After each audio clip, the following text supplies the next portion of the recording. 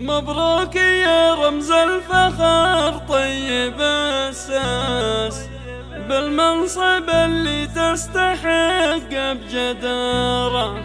عبد الله اللي سيرتك ترفع الراس، يلي ولا ترضى بغير الصدارة.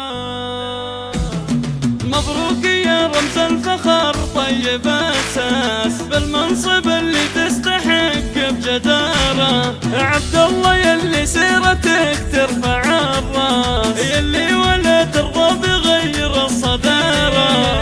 قراري توظيفك لنا عز نوماس، قراري صايب حي منه قراره.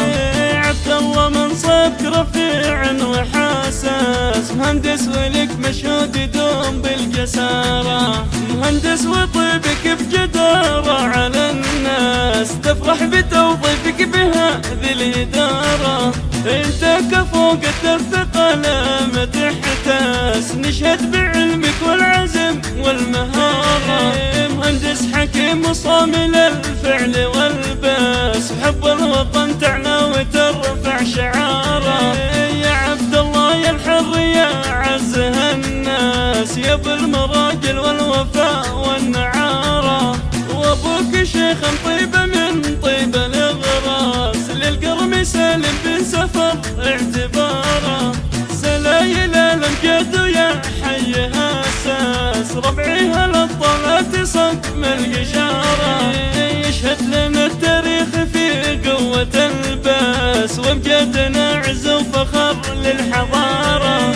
واختامها الابيات جاتك من احساس، ومن عرف قدرك وزاد افتخار. مبروك يا رمز الفخر طيب اساس بالمنصب اللي تستحق بجدارة. عبد الله يلي سيرتك ترفع الراس، يلي ولا ترضى بغير الصدارة. قراري توظيفك لنا عز نوماس، قراري صايب حي منه قراره. عبد الله منصبك رفيع وحساس، مهندس ولك مشهود يدوم بالجسارة. مهندس وطيبك بجدارة على الناس، تفرح بتوظيفك بهذه الإدارة. انت كفوق الثقل ما تحتاس، نشهد بعلمك والعزم والمهارة.